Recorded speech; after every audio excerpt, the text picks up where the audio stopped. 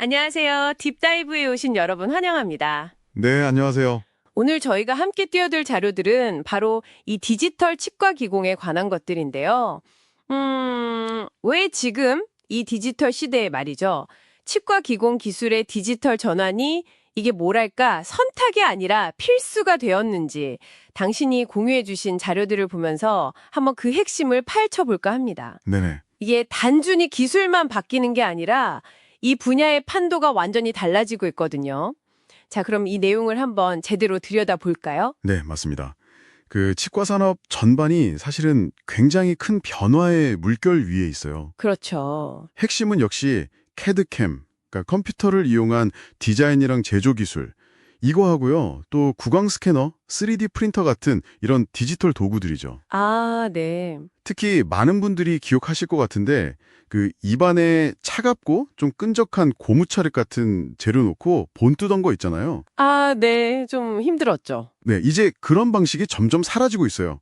구강 스캐너로 그냥 입안을 싹 스캔해서 3D 디지털 데이터로 바로 만드는 거죠. 와, 이게 이제 전체 보철물 제작 과정을 디지털로 바꾸는 거에 출발점이라고 할 수 있습니다. 그렇군요.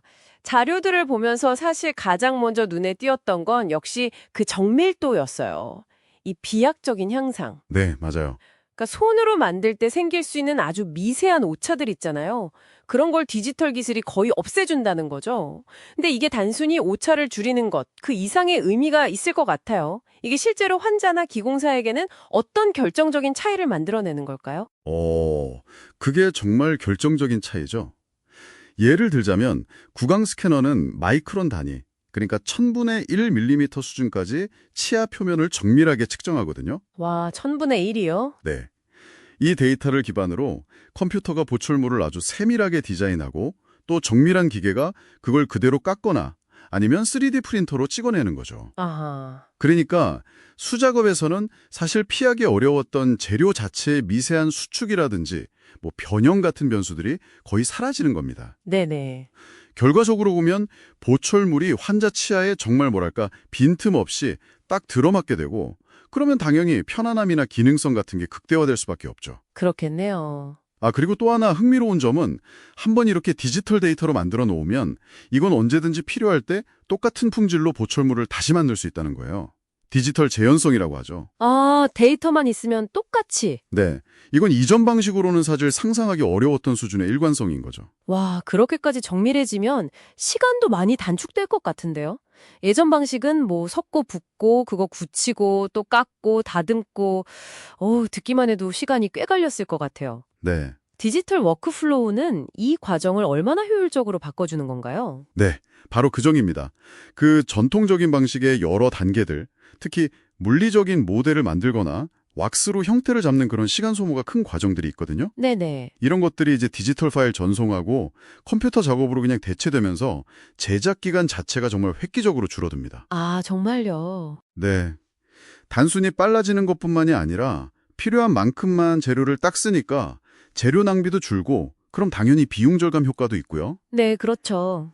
근데 더 중요한 건 뭐냐면 기공사분들이 예전에는 좀 반복적이고 단순한 작업에 시간을 많이 썼다면 이제 거기서 벗어나서 보철물의 최종적인 형태나 색상, 질감 같은 거 있잖아요. 네. 그런 심미적인 부분을 다듬는 보다 창의적이고 가치 높은 작업에 집중할 시간을 벌게 된다는 겁니다. 아, 업무의 질이 달라지는 거군요. 네, 생산성 자체가 달라지는 거죠. 이야, 시간 단축은 그러면 치과하고 기공소 간의 협업 방식에도 큰 영향을 미치겠네요. 그렇죠. 예전처럼 석고모들 힘들게 택배로 주고받고 이럴 필요 없이 네. 그냥 파일로 딱 전송하면 끝나는 거니까요. 그렇습니다. 이 실시간 데이터 공유가 가능해지면서 소통의 속도뿐만 아니라 질 자체가 완전히 달라졌어요. 아, 질이요? 네. 예를 들어 치과회사랑 기공사가 같은 3D 모델 화면을 딱 띄워놓고 보면서 원장님 이 부분 두께를 한 0.2mm만 줄여주세요. 이런 식으로요. 와, 엄청 구체적이네요. 네, 아주 구체적이고 정확한 소통을 실시간으로 할 수 있게 되는 거죠. 모호함이 줄어드니까 당연히 수정 작업도 줄고 최종 결과물의 완성도는 더 높아지고요. 네.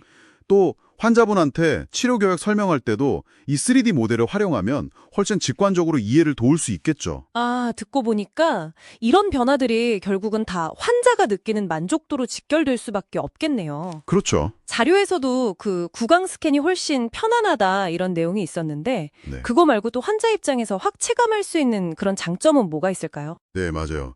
일단 그 입안에 이물질 넣고 몇 분씩 막 참고 기다려야 하는 불편함 있잖아요.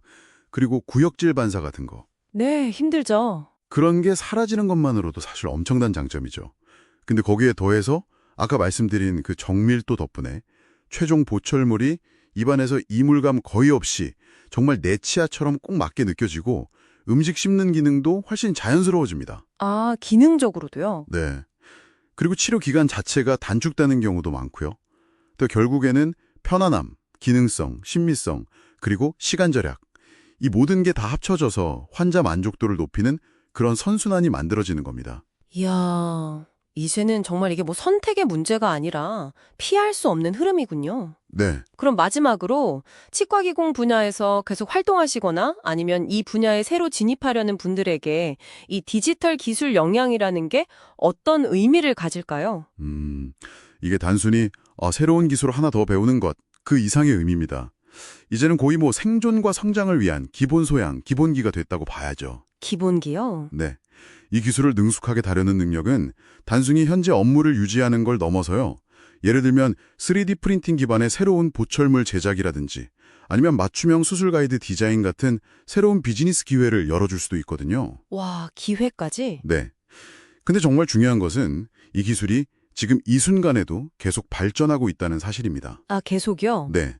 따라서 한번 배웠다고 끝나는 게 아니라 정말 끊임없이 배우고 새로운 기술 변화에 적응하려는 그런 자세가 전문가로서 경쟁력을 유지하고 또 성장하는 데 필수적이라고 할 수 있겠습니다. 네, 오늘 저희가 함께 살펴본 자료들을 통해서 보니까 디지털 치과 기공은 정말 단순한 도구의 변화가 아니네요. 그렇죠. 정밀성, 효율성, 협업 방식, 그리고 궁극적으로는 환자 경험까지 이 모든 것을 정말 근본적으로 바꾸고 있다는 것을 알 수 있었습니다.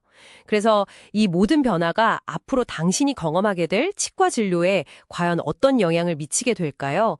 한번 생각해 보시면 좋겠습니다. 네, 그리고 마지막으로 이런 질문을 한번 던져보고 싶습니다. 지금 당장의 어떤 진료실이나 기공소의 효율성을 넘어서 이렇게 축적된 정밀한 디지털 데이터와 또 향상된 공유 기술이 아주 장기적으로 봤을 때는 치약 연구 발전에 어떻게 기여할 수 있을지, 혹은 개인 맞춤형 예방 치료 전략을 세우는 데는 또 어떻게 활용될 수 있을지, 그런 부분까지 한번 생각해 보는 건 어떨까요? 그 가능성은 정말 이제 막 열리기 시작했습니다. 네, 정말 흥미로운 질문이네요. 오늘의 딥다이브는 여기까지입니다. 감사합니다. 감사합니다.